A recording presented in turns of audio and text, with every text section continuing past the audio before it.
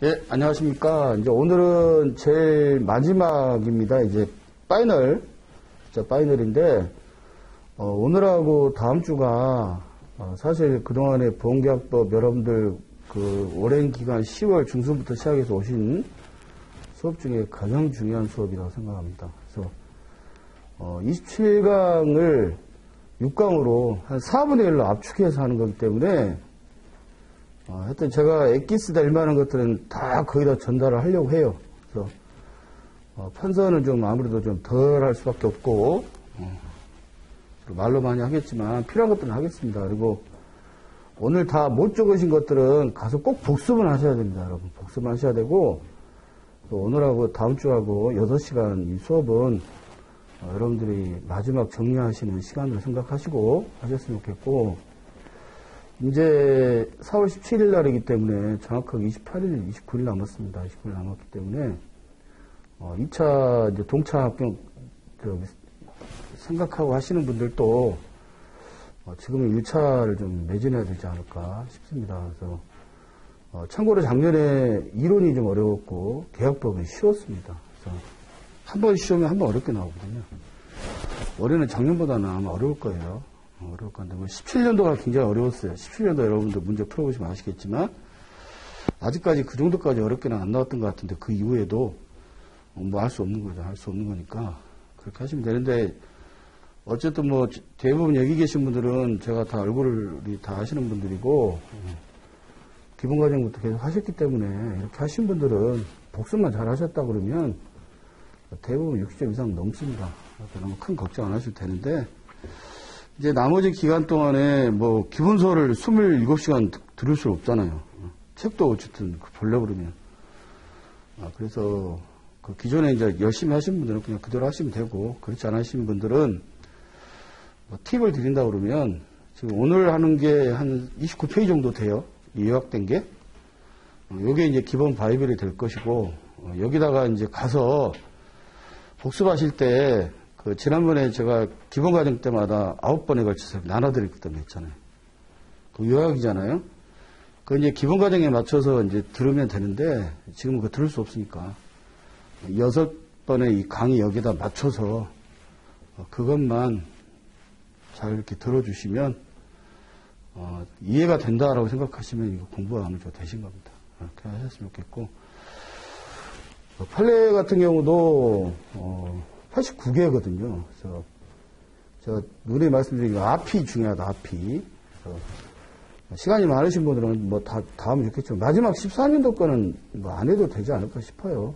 근데 어쨌든 21년도나 20년도 이런 것들은 굉장히 시사성이 중요하죠. 중요하니까 그런 것들을 이제 키워드 중심으로 형광펜 이렇게 해서 보셨으면 좋겠는데 지금 실전 모의고사 이미 다 출제해서 촬영까지 다 마쳤습니다. 맞춰서 특히 1번, 2번은 과거 판례가 들어가 있는데 3번 실전 모의고사는 21년도, 20년도 꽤 많이 들어가 있어요. 거기에 한 문제 판례가 4개씩 들어갔다 보시면 됩니다. 지문이 4개니까 그 중에 하나에 꽈서 이렇게 해놨으니까 나중에 그것만 보셔도 2년치 판례는 다 거의 다 실전 모의가 들어가 있거든요. 그래서 나중에 정말 나는 시간이 없다 그러면 그 판례 지문이 이제 요약해서 넣어놓은 거니까 그것만 정답하고 맞춰서 해놓으시면 되지 않을까 싶습니다. 그래서 어쨌든 여기 이제 마지막이니까 어쨌든 유종기밀 걷어야 되잖아요. 아까 쉬는 전에 얘기했지만 떨어지면 1년 또 해야 되거든요. 1차가 100은 아닙니다만은 자격 조건을 주는 거니까 마지막 유종기밀 한 달 남았습니다. 그래서 조금 2차는 좀 뒤로 딜레이 하시고 1차 쪽에 좀 중점을 둬서 하셨으면 좋겠다. 하여튼 계약법은 오늘 다음 주 이 교재에 있는 거 29페이지짜리 하고 지난번에 시간이 조금 더 되신 분들은 지난번에 나눠드렸던 거 어쨌든 복습하시면서 그래도 몇 줄 쳤을 거 아닙니까? 보시면서 오늘 이제 강의 또 이렇게 리마인드 해서 들으시면 충분히 60점 이상 맞을 수 있다라고 생각이 듭니다. 그렇게 해서 꼭 합격하셨으면 좋겠다는 그런 말씀 드리고요. 건설을 기원합니다. 이어서 바로 시작하겠습니다. 19페이지 되겠습니다. 보험계약법 통칙입니다. 보험계약법 통칙. 법조문이 이제 제일 마지막 조죠. 통칙의 마지막 638조, 664조인데, 이게 이제 제일 중요하다고 생각해서 중요한 조문 위주로 일단 뽑아놨어요. 664조, 상호보험 공제 등의 준용. 이거는 2015년도 3월 12일 날, 원래 3월 12일 날 14년도 건데 1년 이후에 이제 시행하니까 15년 3월 12일 날 상법 개정하면서 이게 들어간 거예요. 뭐가 들어갔냐? 2편의 규정이라고 하는 거는 상법 4편 보험편이니까 우리 보험계약법 규정을 말하는 겁니다. 보험계약법 규정은 원래 영리보험, 민영보험에 적용되는 거죠. 저희가 보험계약법, 민영보험, 국영보험 아니에요. 저희는 산재보험 이런 거 아닙니다. 그러면 당연히 민영보험은 영리보험이 되겠죠. 영리 목적이잖아요. 민영보험이니까 뭐 KB, 삼성 다 그런 거죠. 그런데 이때 뭐가 들어갔냐면 상호보험 공제 이 밖에 준하는 계약. 상호보험이나 공제는 영리보험이 아닙니다. 비영리보험입니다. 따라서 민영보험에 적용이 되고 국영보험, 산재 같은 건 아닌데 원래 영리보험에 적용되던 것이 공제나 상호공제 등 비영리보험으로 범위가 확대되었다. 이렇게 보시면 돼요. 이 규정이 2015년 3월 12일 날 개정됐다고 말씀드렸고요. 그 취지가 뭘까? 일단 비영리보험으로 준용 이렇게 확대됐다. 뭐냐? 상호보험 공제. 두 번째는 이제 공제도 유사보험까지 확대됐는데 여기 특징이 뭔가요? 가계보험 내지는 소비자 보호. 그래서 우리 보험계약법은 소비자를 보호하는 법이다. 계약자, 특히 가계보험의 계약자를 보호하는 법이다. 그래서 그 밖이라는 게 들어갔다. 그게 바로 밑에 있는 663조와 연계되어 있습니다. 663조 보게 되면 보험계약자 불이익 변경 금지 원칙인데 거기도 마찬가지 2편의 규정. 그러니까 상법 제4편 보험편 보험계약법. 보험계약법이 소비자보호법이라고 방금 말씀드렸잖아요. 당사자의 특약으로 보험계약자나 또는 피보험자, 보험수익자에게 불이익하게 변경하지 못한다. 그러면서 거기에 단서 조건에 재보험이 해상보험, 재보험 해상보험은 기업보험이죠. 여기에는 그러하지 아니하다. 그게 무슨 말이에요? 기업보험은 불이익하게 변경이 된다. 이렇게 돼 있으면서 여기 우리 법조항에 무슨 뭐 강행 규정이다 이런 내용 전혀 없어요. 전혀 없는데도 우리가 이 법 규정을 강행 규정, 강행 법규다라고 얘기하는 게 뭐냐면 상법의 우리 보험계약법은 가계보험, 개인보호, 소비자보호법이기 때문에 소비자보호법을 불이익하게 변경하게 되면 무효라고 그랬잖아요. 이게 기준이 되는 거니까 유리하면 유효하고 똑같으면 뭐 똑같고 괜찮고 유효한 거고 다만 불이익하게 변경하면 무효가 된다. 따라서 이 우리 보험계약법은 특히 664조 3조 이 부분은 상대적 강행법규다. 이 보험계약법 상대적 강행법규. 어기면 무효다. 법조항의 내용이 없지만 해석을 그렇게 할 수 있다라고 말씀드렸습니다. 우리 이제 손해사정사랑 비슷한 게 노무사라고 여러분 아시죠? 노무사도 노동법, 근로기준법 있죠. 근로기준법 보게 되면 최저임금 지금 얼마인지 모르겠지만 한 9천 얼마 되는 걸로 알고 있어요. 최저임금보다 만약에 낮게 적용하면 무효겠죠. 그죠? 다만 최저임금이 예를 들어 9천 원이 나는데 10,000원 준다. 그럼 유리하죠. 그러면 유효해요. 그래서 한쪽으로 가면 유효하고 한쪽으로 가면 불리하다는 걸 뭐라고 얘기해요? 상대적 강행법규라고 하면서 편면적 강행규정이라고 그러죠? 편면적 한쪽은 유리하고 한쪽은 불리하고. 이게 편면적 강행규정이라고 그래요.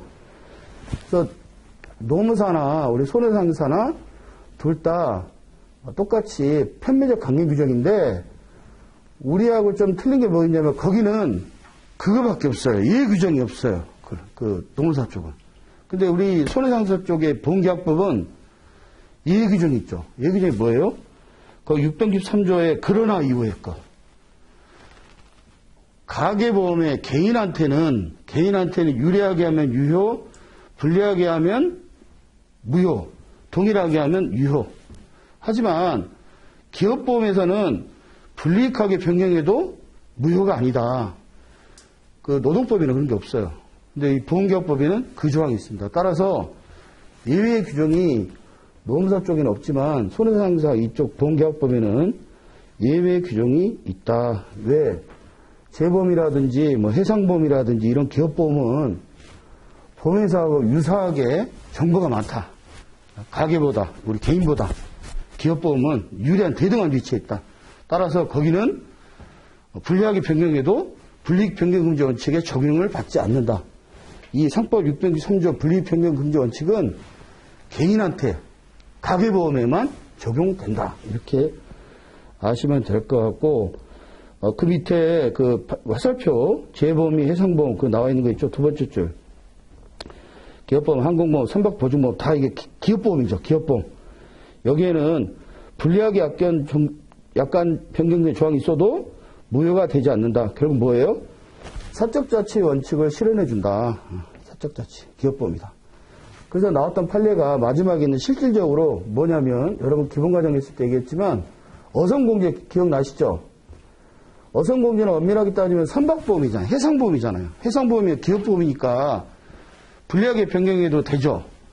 하지만 외관상은 해상보험이가 선박보험이긴 하지만 실질적 내용으로 들어가니까 그 사람이 어부였어. 어부기 때문에 개인이죠. 개인. 따라서 실질로 따져야 된다. 요거는 불이익 변경 금지 원칙에 적용을 받아야 되는 거죠. 이 사람한테 불이익하게 변경되면 안 되는 거죠. 무효되는 거죠. 그 말씀 기억하시면 될 것 같고요. 예, 하여튼 그 다음 장 넘겨가겠습니다. 20페이지. 보험자와 보험보조자. 대리인이 안 것효과. 대리인이 한 것은 본인이 한 것이다. 많이 들어보셨죠? 변호사 맡기면 내가 한 거랑 똑같다. 왜? 변호사는 대리권이 있으니까. 우리 보험보조자 중에서는 대리권 있는 게 뭐예요? 보험 대리점이죠. 설계사는 대리권 없다고 그랬어요. 중개사도 없어요. 그러면 여기에 이제 그 대리인이 한 것은 본인이 한 것이다 얘기했어요. 그럼 간주라는 얘기죠. 간주.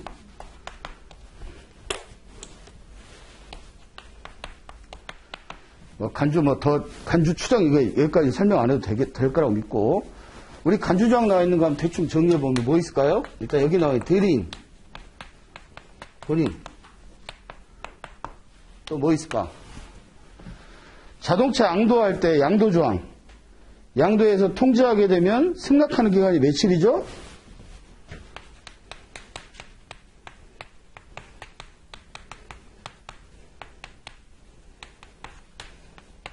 (10일이죠) 10일. 의제되는 거. 승낙의제.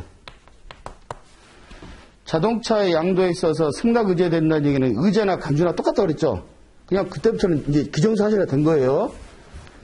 15일하고 헷갈려 있었는데 15일은 자배법에 의한 거예요. 자배법에 의한 거. 우리 상법에 의한 거는, 계약법에 의한 건 10일입니다. 세 번째 뭐 있어요? 청약하고 나서 승낙할 때 기간이 얼마죠? 승낙의제 기간. 30일이죠?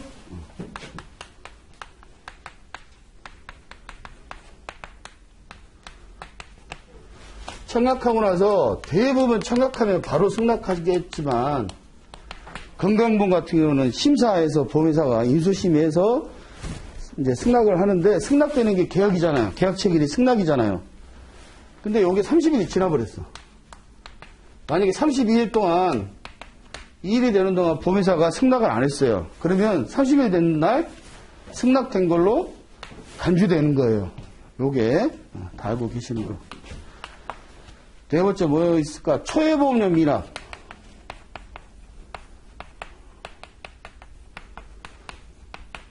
계약을 했는데 원래 보험료 상급의 원칙이잖아. 보험료를 받아야 되는데 보험료를 안 내는 거예요. 2월이 지나면 어떻게 돼요? 해제되죠. 해제는 아예 없던 걸로 간주된다고 그랬죠. 앞으로. 요 네 가지가 대표적인 간주조항이다. 간주조항은 강한 긍정이다. 추정은 약한 긍정이기 때문에 언제든지 바꿀 수 있다. 뒤에 나오겠지만 고지문 같은 경우에 청약서나 질문사항은 중요한 것으로 간주한다? 추정한다고 그래 있죠? 따라서 그것만 해가지고 고지문 위반이 아니다 얘기할 수 없다. 그 얘기 말씀드렸어요. 예, 646조, 동일한 것으로 한다. 이게 간주한다. 하는 뜻이에요. 세 번째 줄. 그러면 범대리점은 아까 말씀 대리권이 있어요. 대리권은 본인하고 똑같다고 그랬어요. 그러면 대리점이 안 거는 보험회사가 안 거랑 똑같다고 볼 수 있죠. 대리점한테 고지했으면 고지한 거랑 마찬가지죠. 보험대리점이 피보험 건물의 중개측 공사를 알았다면 보험자는 통지만 해지할 수 없죠. 왜? 보험회사가 얘기한 거야.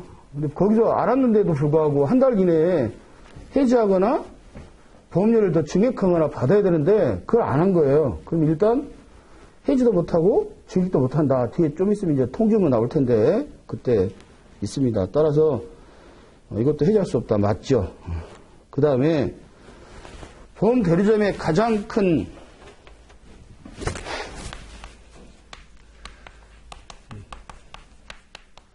그냥 나눠서 얘기하면 보험증권 교부권,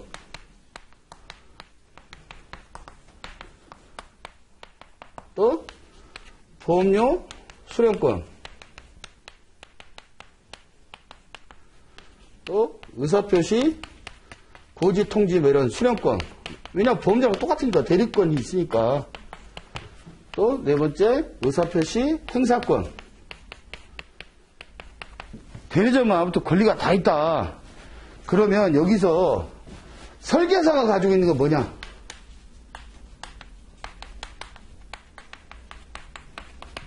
이 두 개는 없죠. 설계사는 없죠. 설계사는 보험증권 교부권이 있죠?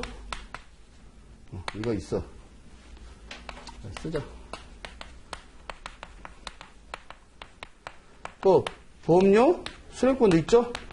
어떤 조건이에요? 다만 영수증 교부 조건이죠. 엄밀하게 따지면 없지만 영수증을 교부한 조건으로는 있다. 여기에 시험에 나올 것 같지는 않은데 영수증은 누가 만든 거예요? 보험회사가 발행한 영수증 말하는 거죠. 자기가 영수증 하나 종이떼기 하고 이거 말고 보험회사에서 나온 영수증을 교부하는 조건. 요즘은 다 자동이체하기 때문에 거의 없지만 증권도 마찬가지. 보험회사들이 만든 증권. 이런 게 한 2년에 한 번 시험에 나와요. 그 다음에 밑에 설계사까지 말씀드렸고, 또 지난번 질문에 뭐가 들어가냐면 보험료 수령권이 그러면 1회만 포함됩니까? 2회, 3회 포함됩니까? 이런 얘기 한 적이 있는데 그런 거 시험 안 나올 거예요. 보험료 수령권이니까 2회, 3회 관계없죠. 원래 처음에 나올 때는 80년대 말에 판례는 1회만 된다고 그랬는데 그게 없어졌어요. 그러니까 지금은 그건 뭐 무시해도 될 것 같고요. 그 다음에 보험자가 보험대리점의 권한을 체결할 수 있으나 권한의 제한을 이유로 손해보험계가 대항할 수 없다. 무권대리 말하는 거죠. 무권대리. 손해계약자를 보호한다. 전에 내가 수업 시간에 얘기했지만 어떤 분한 우리 설계사 보험 모집하신 분한테 회사가 좀 뭐가 찍혔어. 당신은 절대 자동차만 팔지 마. 당신은 장기보험만 팔아. 이랬는데 옆에 계신 분이 이분이 장기보험만 파는 사람인지 자동차를 팔지 말아야 되는지 권리가 없는지 알 게 뭐예요. 그냥 알았으면 대항할 수 있죠. 근데 몰랐어요. 그리고 자동차 팔지 말라고 그랬는데 원래 장기보험밖에 못 파는데 한 달 동안 만났더니 자동차를 보험을 가입하겠대. 그것도 뭐 포르쉐 같은 거야. 보험료 한 달에 한 1년에 450만 원 정도 해요. 그게. 엄청나게 많잖아요. 보통 7% 수익률 수수료 받거든요. 하나 계약만 한 30만 원 떨어지는데, 그러니까 얘기 안 하고 보험 받았어요. 그러면 사실 권리가 없잖아요. 회사에서 권리를 무권대리 너는 자동차 팔지 말라고 했으니까. 여기 계신 분은 제 3자 입장에서 몰랐잖아요. 모른다는 얘기가 선이라고 그랬죠. 알고 하는 거 악이고. 선의 제3자한테는 대항할 수 없다. 그게 바로 거기입니다. 보험자가 보험대리점의 권한을 제한할 수 있으나 권한의 제한을 이유로 선의의 보험계약자, 모르는 사람한테 대항할 수 없다. 그럼 결국은 유효하다. 여러분들 이거 이론에서 추정적 권한 이런 거 아마 포함되는 걸로 알고 있어요. 손사 이론에서. 그 밑에 이제 판례. 단체보험의 피보험자는 그 직원이면 돼요. 직원이 아니면 무효예요, 무효. 근데 파견근로를 나왔나 봐요. 파견을 나와서 이제 그 회사에 파견근로 직원이 있으니까 회사 인사부에서 그 이제 거래하는 그 보험 모집하신 분한테 이 사람은 우리 직원은 아니지만 파견근로 하고 있는데 단체보험 가입되나요? 했더니 그분이 단체보험 된다고 얘기한 거예요. 그래서 회사에서 인사부에서도 된답니다 라고 해서 보험 가입을 시켰어요. 시켰는데 나중에 이제 사고가 나서 그분이 돌아가셨어요. 사망했어요. 작업장에서. 보험 청구했더니 보험회사에서 이 사람은 단체보험에 피해자가 될 수 없는데 단체보험에 가입됐으니까 이거는 계약 무효라 보상할 수 없습니다. 이렇게 한 거예요. 결국 누가 잘못한 거예요? 모집 조직이 설명을 잘못한 거죠. 약관 교부 설명을 잘못한 거죠. 약관 교부 설명을 잘못해서 손해 입히면 계약자한테 손해배상 청구할 수 있다고 그랬죠. 과거 법은 보험업법 102조인데 지금은 이제 금융소비자보호법 금소법 45조로 바뀌었어요. 그 마지막에 있는 걸 바꾸려 있죠, 보험자. 8년은 이제 보험법으로 되어 있긴 한데, 그래서 보험 모집인이 잘못하면 보험자는 보험 계약자한테 손해배상 책임져요. 물론 설계사가 지긴 하겠지만, 설계사가 뭐 돈이 그렇게 많지 않을 거 아닙니까? 그러니까 그 회사에다가 청구할 수 있다. 그게 바로 이 조항이다. 여기서 하나 여러분 알아두셔야 될 게, 보험 계약자한테 손해배상 책임져요. 수익자한테 지는 거 아니에요. 그래서 우리 이제 사람이 다쳤으니까 수익자한테 진다라고 쓰면 틀린 지문이다. 보험 계약자한테 손배상 책임진다.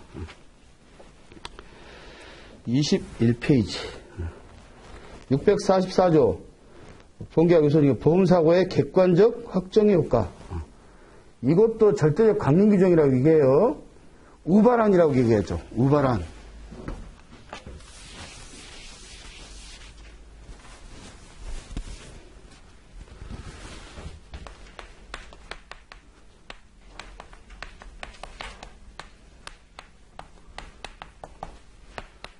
일단 우연성이 있어야 되고, 사고가 필요하면 안 되죠. 필요는 고의사고죠. 고의사고. 우연성. 그 다음에 발생 가능해야 되죠.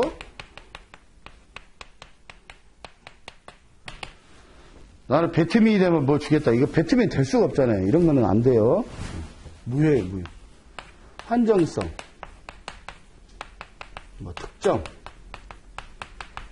우리 보험상품은 뭐 상해 후유장애보험, 상해 사망보험 이렇게 정해져 있잖아요. 그 얘기하는 건데, 특히 우연성은 누가 우연해야 되냐? 주관적 우연성이라고 얘기하죠. 주관적 우연성. 계약 당사자와 플러스 피보험자.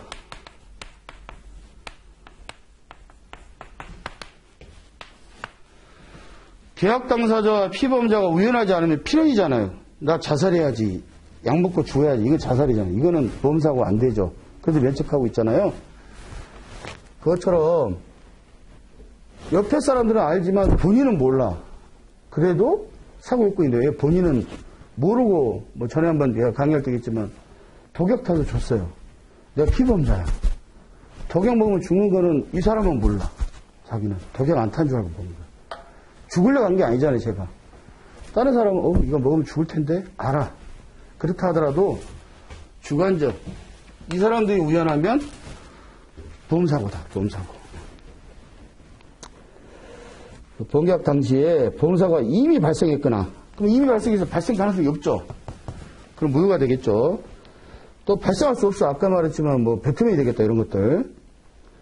그 계약은 무효로 한다. 그러나 당사자 쌍방과 피보험자가 이를 알지 못한 때에는 그러하지 아니하다. 주관적 우연성이 있으면 괜찮다라는 거예요. 그럼 여러분 처음부터 아예 계약이 없어요. 지금 바로 이런 것들이야. 계약이 아예 없는데 보험을 가입했어. 자동차 벤츠 자차 보험을 들었는데 벤츠가 이미 전손돼가지고 없어 차가. 요즘은 이제 다 확인해요. 요즘은 이제 그런 것들 다 모랄 해저드 때문에 그 고액 자동차 같은 경우는 그 모집인데 다 확인을 하는데 옛날에는 보험만 그냥 들면 되니까 확인 안 하고 보험 들어줬어요. 그러면 그거는 나중에 보니까 이미 보험계약 전에 전손돼갖고 이미 딴 데 팔려갔어. 그 뭐라고 그래, 그거 보고? 무효라고 그러죠. 왜? 발생 가능성이 없으니까. 근데 차는 처음에 가입을 했는데 그 다음에 전손됐어. 예를 들면 암 사망보험을 가입했는데 이 사람이 가입할 때는 말짱했죠. 암 사망보험 들을 수 있죠, 우리가. 들었는데 교통사고로 사망을 해버렸어, 이 사람이. 그러면 어떻게 돼요? 사망 그 목적물이 자체가 없어진 거잖아요. 피보험이, 물론 이제 사람은 피보험이랑 관계없지만 목적물이 없어요. 대상이 없어졌잖아요. 그거 뭐라고 그러니까? 무효가 아니고 실효다. 효력이 상실했다. 원래는 효력이 있었는데 유효한 계약이었는데 그 이후에 계약 이후에 멸실돼 버렸잖아요. 실효라고 얘기합니다. 실효. 그 다음에 그 밑에 있는 이제 두 가지 판례. 이거는 뭐 대표적 판례긴 합니다만은 어차피 판례 나온 거는 뭐 그 교수님들이 만약에 문제를 낸다고 바꾸지를 못하니까 양아지 경직이 하나 있고 하나는 근이양증이 있어요. 근이양증. 근이 우리 루게릭병은 근이 흐물흐물해서 죽는 것이고 이거는 근이 빳빳해서 죽는 그런 병이에요. 오래 못 살아요. 그러니까 그냥 걸리면 좀 수명이 좀 단축된다고 하는데 근이양증 걸린 사람이 근이양증을 보험회사에 고지하지 아니하고 보험에 가입했는데 고지의무 기간 제축기간이 3년이죠. 3년 지난 다음에 근이양증으로 사망했어요.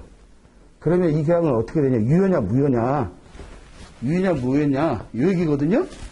근데 여기서는 사고가 사망이 사고죠. 사망이. 근데 근이양증으로 사망한 다음에 가입했으면 발생 가능성이 자체가 없는 거잖아요. 그때는 무효가 되겠죠. 근데 근이양증만 걸렸을 뿐이 사망하지 않았잖아요. 따라서 근이양증 사망은 유효다라고 나온 판례가 두 번째 판례고 첫 번째 판례는 양아지 경직이에요. 양아지 경직. 양아지 경직이 일단 어떻게 보면 소아마비의 뇌성마비. 뇌성마비 보면 되는데 양아지 경직된 사람이 아까 말한 대로 고지하지 않고 이제 제축기간 지난 다음에 사고가 났어요. 사고가 났는데 장애보험을 청구한 거야. 그럼 이미 양아지 경직됐다는 얘기 장애를 가지고 있다는 얘기죠. 사고가 났다는 얘기죠. 그 상태에서 뇌성마비로 청구했기 때문에 이 경우는 양아지 경직 장애 무효. 1번은 그렇게 외우시기 바랍니다. 1번 판례는 양아지 경직 장애 무효. 두 번째 근이양증 사망 유효. 그 취지를 말씀드리면 이미 장애가 발생됐으니까. 그래서 전에 한번 여러분들 분석 때 뭐 얘기했냐면 고혈압하고 뇌출혈 이런 얘기 한 적 있을 거예요. 우리 고증을 할 때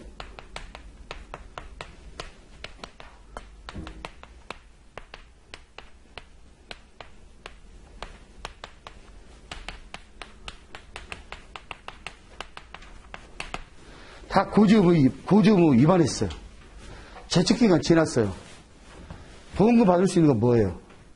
이거 받을 수 있죠. 만약에 뭐 고지의무 위반을 했다 그러면 아까 고지의무 기간이 지났어. 이것도 받을 수 있고 이거는 못 받아요. 고지의무 기간 지났어도. 그럼 고지의무 기간 아니라면 고지의무가 아니라 그러면 이건 못 받고 이것도 못 받죠. 왜? 인과관계 있는 질환이니까. 이거는 받을 수 있어요. 해지는 되지만 인과관계 없으니까 받을 수 있어요. 근데 왜 고혈압 못 받아요? 발생 가능성이 없잖아. 이미 발생했잖아. 아까 말한 대로 장애가 이미 발생이 됐어. 근이양증이 아니고 아까 양아지 경직.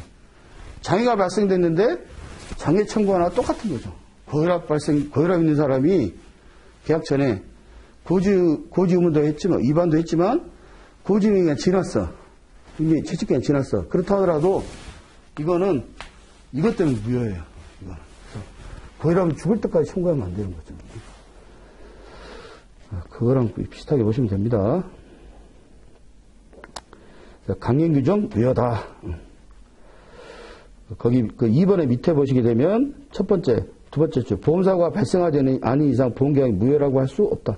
이거는 이제 그냥 사망한 게 아니니까 무효 아니다 이런 얘기고 사고와 관련된 규정은 아까 말씀드린 강행규정이다. 그럼 일단 법원 보겠습니다. 법원 그때 뭐라고 얘기했습니까? 코트 법원 아니다. 우리 법원 우리 뭐 설정법원 이런 법원 아니다. 법관이 판단할 수 있는 소스다. 소스 원천이다. 법관의 판단 기준이 되는 것이다. 그러면 약관이 법원이 되나요?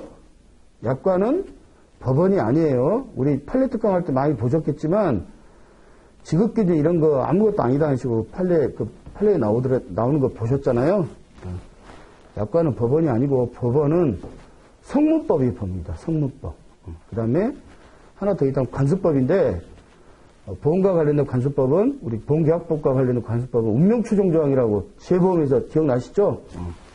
보험자 대의 직접 영국에서 하는 게 아니라 로이드 보험에서 하는 게 아니라 우리나라의 보험사에서 보험자 대의하면 거기에 비율에 따라서 재보험 받을 뿐 그게 이제 운명추정조항이라고 얘기했어요. 그래서 약관은 법원이 아니고 성문법과 관습법이 법원이 된다. 그럼 약관이 아니면 뭐가 법관의 판단 기준이 될까? 약관 쪽에서는 계약 당시 의사표시가 판단 기준이 되겠죠? 이거는 시험에 크게 잘 안 나오는 레퍼토리니까 그 정도만 아시면 될 것 같습니다. 22페이지 보험주권. 보험주권 여러분 꼭 알아두셔야 될 게 목사, 급료, 기무, 개피, 연장. 그거 꼭 보라고 말씀드렸고 그 다음에 손해보험 쪽에서 보면 3번에 보험 가액을 정할 때는 그 가액, 보험 가액을 정할 때는 그 가액 그렇게 계속 나와있죠. 자동차 보험은 뭐라고 되어 있어요? 차량 가액을 정할 때는 그 가액. 자동차 보험은 차량이니까 보험 가액을 차량가로 바꾼 거. 그거만 아시면 될 것 같고 인보험에 뭐가 들어가요? 수익자가 들어가죠. 수익자는 인보험이 있으니까. 근데 수익자에서 보면 생년월일이 들어와요? 주민번호가 들어와요? 생년월일이 들어오죠? 그걸 간혹 주민번호로 바꿔버려요. 근데 그건 여러분 생각해보면 아실 거예요. 주민번호는 개인정보기 때문에 유출하면 절대 안 되죠. 우리 쓸 때 주민번호 뒤까지 쓰라는 거 거의 없잖아요. 앞만 쓰라고 그러지. 생년월일. 그 다음에 제일 밑에 상해보험증권에 꼭 알아둬야 될 것 같다 얘기했던 게 뭐였어요? 동일인일 때, 동일인이 아닐 때 직무직위만을 기재한다는 게 뭐가 맞아요? 동일인이 아닐 때 꼭 공부 안 하면 직무직위만을 기재할 수 있다 이렇게 되어 있으니까 이거는 그럼 동일일 때만 그런 말이다 이렇게 생각할 수 있죠. 동일인 같으면 보험계약자가 피부로 동일하기 때문에 이미 썼을 거 아니에요. 여기다가 썼을 거니까 그래서 여기서는 동일인이 아닐 때 직무직위만을 기재한다. 이런 거 시험이 나오면 공부 안 하면 틀릴 수 있어요. 23페이지 가겠습니다. 이의약정. 1호를 내리지 못한다고 했는데 언제부터 1호를 내리지 못한대요? 계약체결로부터? 보험증권 교부일로부터. 그 다음에 증권재배 작성비용은 누가 부담해요? 계약자가 부담해요. 우리 통장이나 카드 만들 때 돈 내라는 얘기 절대 안 하잖아요. 우리 증권도 마찬가지예요. 여러분들 집에 아버지 어머니 증권 어디 있는지 모르시는 분들 꽉 찼어요. 저도 어디 있나 모르겠어요. 증권은 보험회사 가서 뽑으면 그냥 다 뽑아줘요. 콜센터 전화하면 콜센터 애들이 뽑아서 보내줘요. 근데 왜 돈 낸다고 그래요? 증권이 여러 가지 있지만 일반 보험증권이 있고 우리 해상보험증권 있잖아요. 해상보험증권 유가증권이라고 그랬죠? 유가증권은 돈을 내야 돼요. 그거는 돈하고 관계해요. 유가증권 돈하고 관계되는 거니까. 선화증권 이런 것들이죠. 그래서 그거는 잊어버리면 보험회사 청구하면 바로 빼주는 것도 아니에요. 공시최고해요. 신문에다 조그맣게 내서 그 기간 지나고 나서 이제 발급해주는데 그때는 돈을 받아요. 계약자가 잊어버렸으니까. 책임입니다. 다만 일반 증권, 증거증권, 면책증권, 유인증권, 요인증권이라는 그런 것들은 돈 안 받고 해줘요. 근데 어쨌든 우리 문제에는 보험증권은 잊어버리면 계약자가 할 때는 돈 부담은 보험자가 부담하는 것이 아니라 계약자 부담한다. 이렇게 나오면 그게 맞는 지분이 되겠죠? 다음 이제 비교. 표가 3개 있습니다. 보험증권 교부 의무, 보험약관의 교부 설명 의무, 승낙전 사고 담보. 요거 다 한 챕터당 1시간씩 했던 거예요. 요거 이제 10분 정도로 압축해서 합니다. 이거 다 뭐예요? 3개 특징이? 보험계약 성립 이후에 지는 거예요? 보험계약 성립 이전에 지는 거예요? 보험계약 성립 이전에 지는 의무죠? 보험계약 성립 이전에 지는 거다.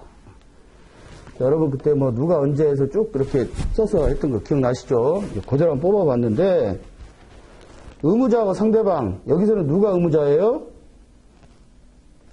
증권기업은 보험회사가 하는 거죠. 보험자를 보험회사라고 얘기하죠. 대리인 당연히 할 수 있죠. 누구한테 하는 거예요? 다 보험계약자한테 하는 거예요. 다 증권도 그렇고 약관교부 설명서도 그렇고 보험증권한테, 보험계약자한테 하는 겁니다.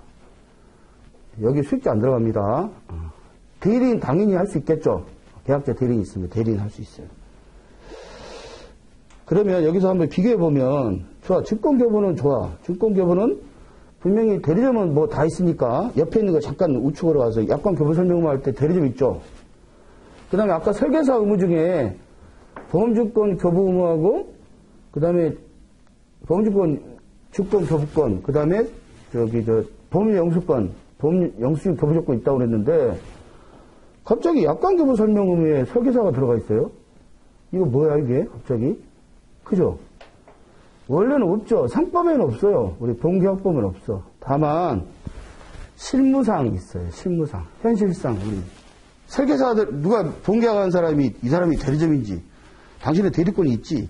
당연히 설계사 대리권, 이런 사람이 어디 있어요? 모르잖아요. 다 똑같은 줄 알지.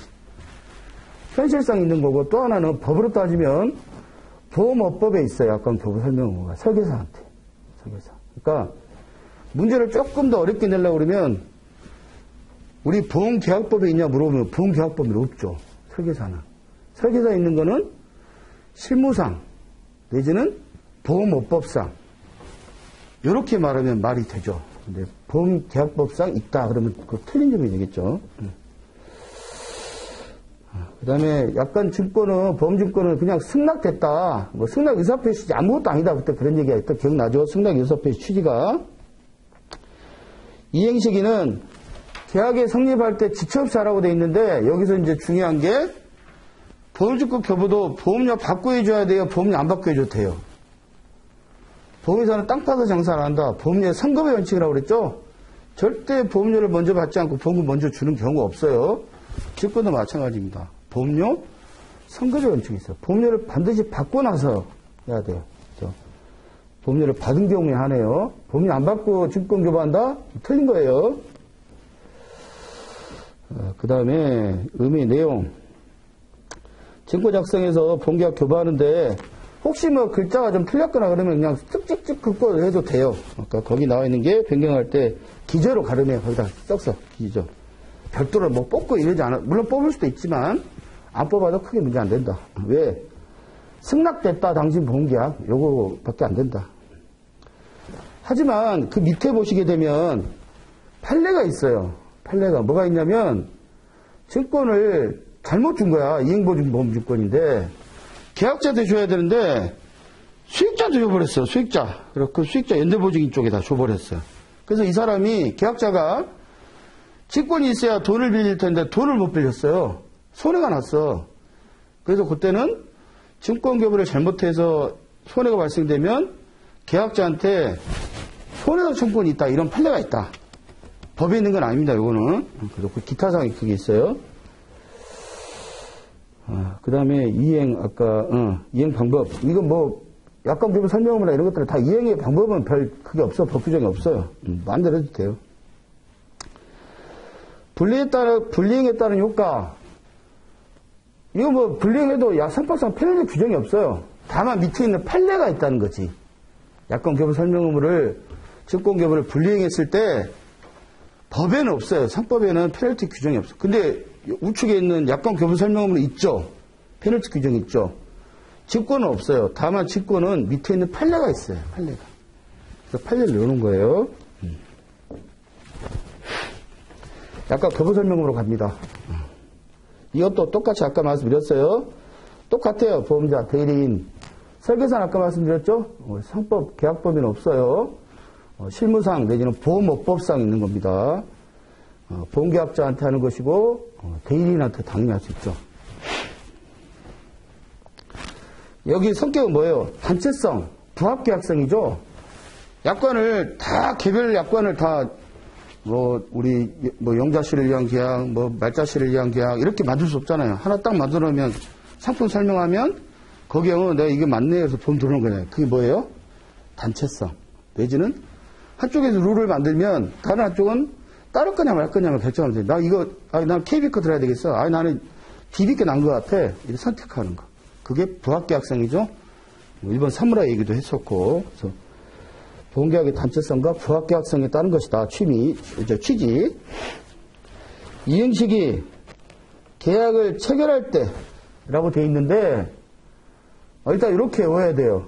근데 우리 상법 취지상 청약할 때로 해야 된다. 그래서 이게 상법 개정을 몇 번 요구했는데 아직 학교에서 했는데 아직 이행은 안 됐어요. 그러니까 지금 현재는 계약 체결시로 되어 있습니다. 근데 이제 취지를 잠깐 말씀드리면 전에 뭐 갖고 얘기했습니까? 저 여자 남자 얘기할 때 남자가 어떤 여자 마음에 들어서 우리 사귀시다. 그럼 여자분이 당신 뭔 줄 알고 내가 사귀어? 당신 나한테 고지해봐. 그래서 나는 뭐 어디 학교 나오고 손상 공부해서 지금 법인사를 다니고 있고 뭐 얘기를 다 했어요. 고지음을 한 거죠. 그랬더니 여자분이 바로 뭐 좀 알아봐야 되니까 심사한 거죠. 청약한 다음에 승낙할 때까지. 그때 가서 그래 당신 보니 괜찮은 것 같아. 우리 사귀시다. 그러면서 주는 게 약관이라고 그랬죠. 근데 그때 교부 설명문을 지금은 어떻게 돼 있어요? 약관 줄 때 설명을 하는 거잖아요. 계약 성립시라고 돼 있으니까. 근데 나중에 알고 보니까 처음에는 괜찮아서 제가 이렇게 했어요. 설명은 아까 얘기했지만 계약 성립할 때로 돼 있잖아요. 계약 체결할 때. 그러면 청약 승낙할 때잖아. 근데 딱 그때 와서 여자분이 그러는 거야. 사실 저 게이예요. 저 사실 남자였는데 여자로 성전하는 거예요. 그때 얘기하는 거야. 그럼 이 남자분이 미리 얘기했으면 미리 안 만나든지 아니 나는 뭐 게이를 좋아해 이렇게 할 사람도 있겠지만 그때 선택할 수 있잖아요. 계약 선택을. 근데 승낙할 때 얘기한 거야. 그래서 이제 청약할 때로 바꾸는 게 맞다고. 실무상은 대부분 청약할 때 해요. 근데 아무튼 우리 상법에는 계약 체결시로 되어 있습니다. 계약 체결할 때. 그러면 나중에 이제 여러분 오늘 거기까지 할 것 같은데 보험계약 부활 쪽 가면 계약이 해지돼서 다시 살리는 게 부활계약이라고 그랬죠. 부활계약하면 부활계약 성격이 두 가지가 있거든요. 특수계약성, 특수계약. 그게 통설이에요. 특수계약이라는 설. 그 다음에 아니야 신계약이야. 처음 시작되는 계약 똑같은 거야. 두 가지 설이 있는데 특수계약설에 의한 거는 보험회사가 계약자한테 하는 의무들이 들어있고 신계약설은 계약자가 보험회사에다 하는 게 들어있는데 특수계약설은 약관 부부설명 의무거든요. 고지, 통지 이런 것들 계약자가 보험회사에 해야 될 것들은 해야 된다고 돼 있어요. 신계약설. 신계약이니까. 근데 특수계약설은 보험회사가 계약자한테 하는 거기 때문에 약관 부부설명 의무 지난번 했잖아. 뭘 또 해. 안 해도 돼. 이게 그거예요. 그래서 여기 보시게 되면 갱신하거나 부활할 때 약관 교부설명 이행 안 해도 된다 이겁니다. 최초 한 번만 하면 돼 이 뜻입니다. 또 불합리하죠. 계약자 내야 되는데 보험회사는 안 해도 된다 그런 뜻이니까. 의무의 내용 약관 교부하고 설명해야 될 거죠. 그것도 명시 아주 자세하게 발급명 보일시. 그럼 여기 보게 되면 우리 지난번에 판례 특강할 때로 기억나십니까? 약관이나 우리 청약서나 이런 걸로만 또 이 약관 교부 설명과 미흡하면 뭐 갖고 한다고 그랬어요? 상품 설명서. 추가로 상품 설명서까지 해서 약관 교부해야 된다. 그거 기억나시죠? 그 정도로 자세하게 설명해야 된다. 상품 설명서 설명하는 거는 필요 없다. 이렇게 나오면 틀린 거죠. 그 질문. 이행방법 아까 말해 별도 제한 없어요. 페널티 규정. 이행을 안 했을 때 페널티 규정. 아까 교부 설명은 없다고 그랬죠. 법에는 다만 밑에 판례만 있다고 그랬죠. 계약자가 불이행 못 받아서 했으면 손배 책임 져야 된다. 그런 게 있었는데 약관 교부 설명은 안 하게 되면 상법에 페널티 규정이 있죠. 뭐 있어요? 3개월 내 취소할 수 있어요. 3개월 내. 근데 설명해줘도 취소할까 말까 했는데 설명을 안 해줬으니 취소가 3개월에 있는데 어떻게 알 거예요? 여러분들도 공부했으니까 알지 뭐 공부하기 전에 몰랐을 거 아닙니까? 설명 안 했어요. 취소 안 했어. 그럼 그 약관은 어떻게 돼요? 그 밑으로 가서 약관규제법에 따라서 설명하지 않은 약관은 약관으로 편입되지 못하고 설명하지 않아도 되는 일반적인 약관만 약관으로 되는 거죠. 그죠? 약관규제 3조 4항이 있는 건데, 뭐 3조 4항까지 시험이 안 나오니까. 그러면, 만약에 굳이 뭐 위반이 있어 보니까, 보험사가 보니까. 근데 약관 규모 설명을 안 했어. 근데 보험사 지는 약관 설명 안 해놓고, 너 고지의무 위반 했잖아. 해지하면 불합리하잖아요. 따라서, 약관 규모 설명을 하지 않았을 때는 고지의무 위반에서도 해지하지 못한다. 라는 게 그 밑에 있는 기타 두 번째 있는 내용입니다. 그 다음에 또 최근 판례 중에 민법상 착오로 취소도 가능하다. 설명의무 위반하면 그것도 있죠. 여기 교재는 없어요 지금. 불이행에 따른 효과 거기 상변에 취소할 수 있다. 그 옆에다가 민법상 착오로 취소 가능하다라는 판례가 있다. 우리 교재는 들어가 있습니다, 여러분. 따라서 교부설명의무 위반하게 되면 아까 얘기했던 대로 그 아까 단체보험에 그 설계사가 잘못 설명한 거 아니에요. 그래서 파견근로자 그 보험 들었다가 걔 못 받아가지고 결국은 금소법, 물론 그때 판례는 보험법 102조였지만 손해배상 청구 책임졌다고 그랬죠. 마찬가지로 금소법 45조에서 설명을 위반하게 되면 손해배상 책임진다. 보험자가 그 밑에 있는 거 기타. 다음 승낙전 사고담보하고 중요한 내용까지만 하고 쉬겠습니다. 승낙전 사고담보로 가겠습니다. 이거는 담보하는 거예요. 담보하는 거. 담보하는 건데 누가 하는 거예요? 보험자가 하는 거죠. 보험자가. 누구한테 하는 거예요? 보험계약자한테 하는 거지만 보험금 청구권자한테 할 수 있죠. 여기는. 그게 이제 하나 다른 거죠. 승낙전 사고담보는 보험금 주는 거니까. 그 다음에 그 취지는 뭐예요? 다 청약하면 보험 들은 줄 알아. 일반 사람들은. 청약 승낙까지 몰라. 여기 계신 분들도 이제 공부하니까 아 청약 승낙이 계약이지 알지. 그냥 같으면 보험회사 청약하면 보험 다 가입된 줄 알지. 다. 사실은 보험회사 승인 아직 안 했는데. 거부할 수도 있잖아요. 아 당신 고혈압 있어서 안 되겠어요. 이럴 수도 있잖아요. 근데 일반 사람들은 다 청약하면 보험 계약인 줄 안단 말이지. 따라서 어떻게 돼요? 우리 보험계약이 청약 다음에 승낙계약, 계약이라고 그랬죠. 여기 계약 체결이죠. 계약 성립. 그러면 여기 이때부터 보험기간이잖아요. 담보하는 거죠. 그러면 이 전에 거는 담보 안 할 거냐. 이게 승낙전 사고다. 승낙하기 전이니까.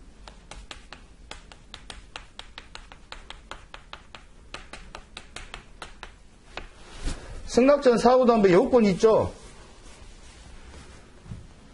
뭐가 있어요? 일단 이때도 보험료가 선금이 돼야 돼요.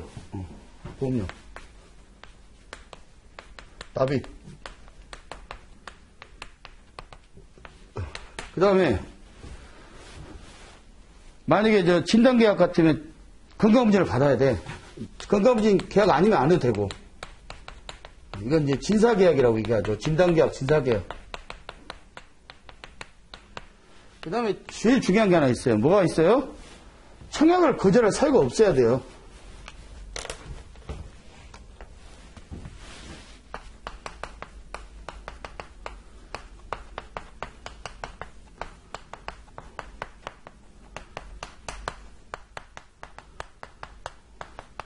이때는 승낙하기 전이라 하더라도 승낙전 사고담보로 보험회사가 보상합니다.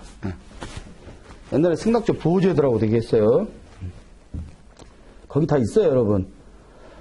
그 계약 성립 이전이죠. 승낙이 계약이니까 1번 청약과 함께 보험료가 수령돼야 돼요. 그러니까 보험료 유효한 청약이 있어야 되고 진단계약은 신청검사를 받은 이유고 그 다음에 음의 내용은 보험사고가 생길 때 청약을 거절할 사유가 없는 여기서의 책임은 보험 계약상의 책임이에요. 계약상 책임. 계약상 책임. 법률상 책임이 아니고 계약상 책임. 그 다음에 이 승낙전 사고담보는 강인 규정이에요. 불이행할 수가 없어요. 이거는 꼭 지켜야 되는 거예요. 그럼 기타로 가서 승낙전 사고담보는 반드시 청약 이후만 담보하는 거죠. 근데 요즘은 없지만 소급보험은 서로 약정만 되면 청약 이전도 돼요. 옛날에 뭐 해상범이 있다고 그랬죠. 요즘은 거의 없어요. 그거는. 다만 배가 빠졌는지 안 빠졌는지 당사자는 몰라. 아까 요 계약 당사자 피보험자가 몰라. 보험계약자 피보험자 보험자가 몰라. 그때는 유효한 거죠. 그것도. 따라서 소급보험은 청약 이전 사고도 담보해요. 다만 여기서도 마찬가지. 청약을 거절할 사유가 없어야지. 아, 보니까 고혈압이 있네.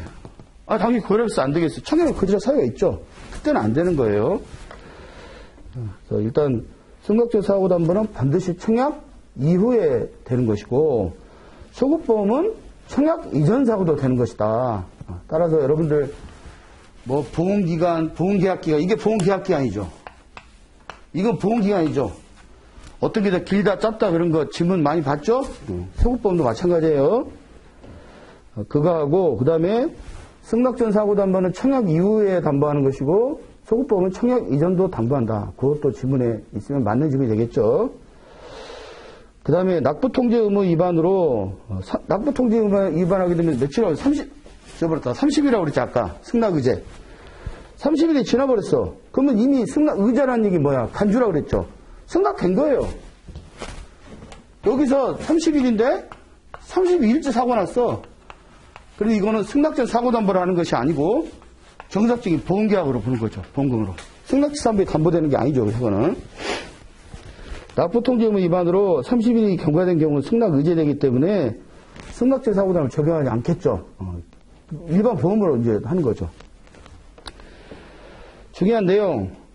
약간 교부 설명할 때 뭘 설명할 거냐? 지부지. 그걸 알고 모르고에 따라서 보험회사가 인수협의에 중요한 결정적인 영향을 주는 것을 설명해야 된다. 전에 한번 기억나십니까? 그러지 않으면 약관 페이지가 막 400페이지 되는데, 아, 지금부터 설명할 적에 잠깐 앉아보세요. 한 8시간 걸릴 것 같습니다. 누가 보험 가입하겠어요? 중요한 것만 설명해 줘야 되는 거죠. 그렇지만 설명은 면제되는 게 있다. 대법원 판례 밑에 있는 게 뭐 있어요? 이미 알고 있는 거, 일반적이거나 공통적인 거. 그 다음에 법령이 부연하거나 되풀이된 거. 이거는 설명 안 해도 된다. 얘기 기억나시죠? 네. 그 다음에 여기에 없지만 우리 교재 65페이지 보면, 기본교재 65페이지 보면 약관 교부 설명해야 될 거, 설명하지 않아도 될 거, 설명해도 될 거는 64페이지에 있고 설명하지 않아도 될 거는 65페이지 있어요. 설명하지 않아도 될 거를 여러분들 아시면 되겠죠. 중요한 것만 얘기하면 화재보험 폭발 같은 거는 다 알죠. 이거는 뭐 위험하다는 거 다 안단 말이죠. 그러니까 이거는 설명 안 해도 되겠죠.